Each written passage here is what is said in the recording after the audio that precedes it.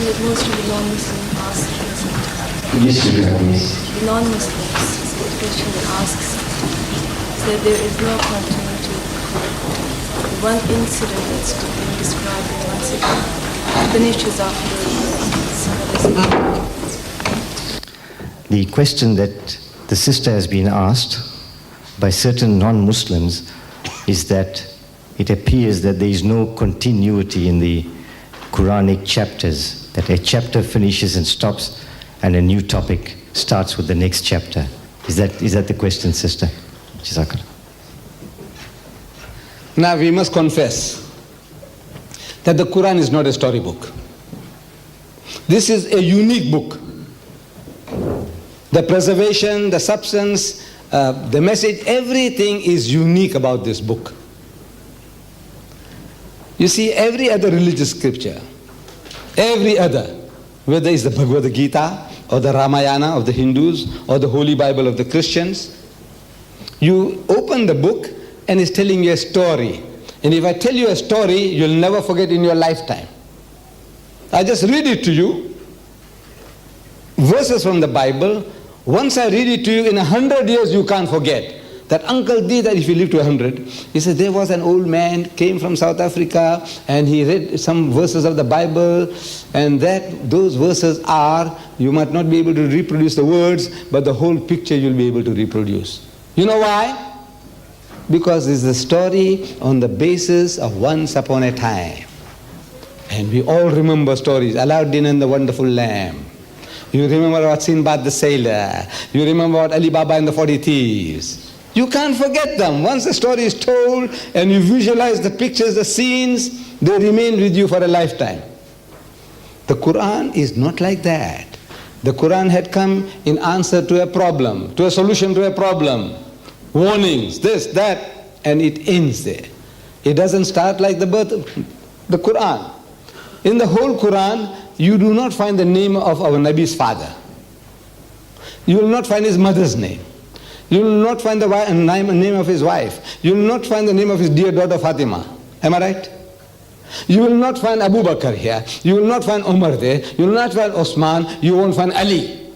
Isn't it amazing? For 23 years the people are around him and the names are not here. No mention at all. So now, because the person is used to fairy tales, once upon a time, the fox and the grapes, the wolf and the lamb, he is expecting to find the same type of thing here. It is not. Allah Bari Ta'ala speaks, and when he speaks by telegrams. It's not like this, like that. He doesn't talk like this. قُلْ هُوَ اللَّهُ أَحَدٌ. Say he is Allah, the one and only. Allahu Samad, God the eternal absolute. لَمْ يَلِدْ وَلَمْ يُولَدْ. He does not beget and is not begotten. وَلَمْ يَكُنْ لَهُ كُفُوًا أَحَدٌ. And there's nothing like unto him. Finish, full stop. Now, grapple with it. Difficult. Ask you, what did I say?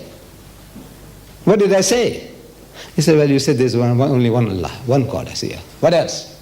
He said, well, it's got no father, no son. I say, yes. What else? Finish. Why? This is not a storybook. You read the Bible or any other book. I said, look, I give you an example. While Genesis chapter 38, while Judah, the father of the Jewish race, was going to Timnat to share his sheep. You don't have to remember the names. He sees a woman sitting by the roadside. Let me read. Is there any Christian who would like to read it? Some Christians, rather they read it because they think I might be shooting. I said, now look, let me read it for you. I might be thumb sucking from somewhere. I said, no, let me read it for you. And I like to, I don't know, right, let me read it for you. I'll try. Genesis chapter 38. I'm starting from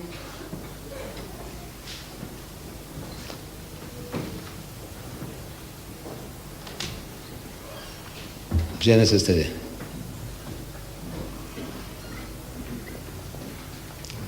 Genesis chapter 38.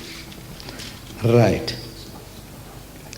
When Judah saw her, he thought her to be an harlot.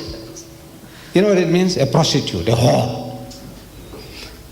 He thought that she was a harlot because she had covered her face. And he turned unto her by the way, by the roadside, and said, go to, I pray thee, let me come in unto thee. I'm reading the Holy Bible. Don't take objection. I'm reading the Holy Bible to you. Allow me to come in unto you. And she said, what wilt thou give me, that thou mayest come in unto me? And he said, I will send thee a kid from the flock, a goat kid, for doing me the favor. I'll send you a kid from the flock. And she said, will thou give me a pledge, a guarantee? Suppose you have a good time, jolly good time, and you go away and you don't send it. I want a guarantee, pledge, that till thou send it. And he said, the father-in-law telling his daughter-in-law, what pledge shall I give thee? What guarantee do you want? And she said, thy signet, your ring, and your bracelet. The old people those days used to wear bangles. And your bracelet and your staff, the danda, the rod of Moses, which is in thine hand. And he gave it to her. And came in unto her. And she conceived by him. And she arose and went away and laid her by her veil from her and put on the garment of her widowhood, and so on. And then twins are born, and they're struggling in their mother's womb. The same chapter 38. Ask the Christian who's asking you this, he said, read it. Beautiful continuity. Is that what you're hungry for? You see, this story what I told you now, you'll remember all the time, because that is the type of story that we are apt to remember. You can visualize the old man going to Timnah to share his sheep. He sees a woman sitting by the roadside. He thinks she's a prostitute. He comes up to her and he makes a suggestion. He said, now, she says, what will you give me? Same what the prostitutes are doing day and night in London. Same type of, you can never forget. The Quran doesn't talk like that. Ya ahlal kitab, la taghlu fi dinikum, wa la taqulu ala Allah illa al-haq. So, oh people of the book,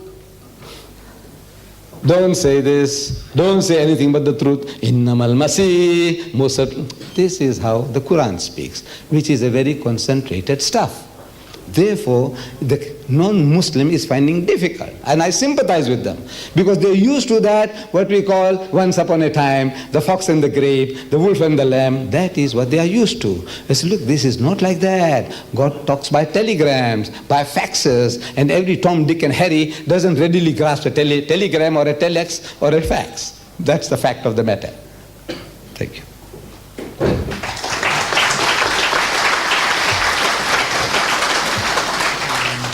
Jazakallah.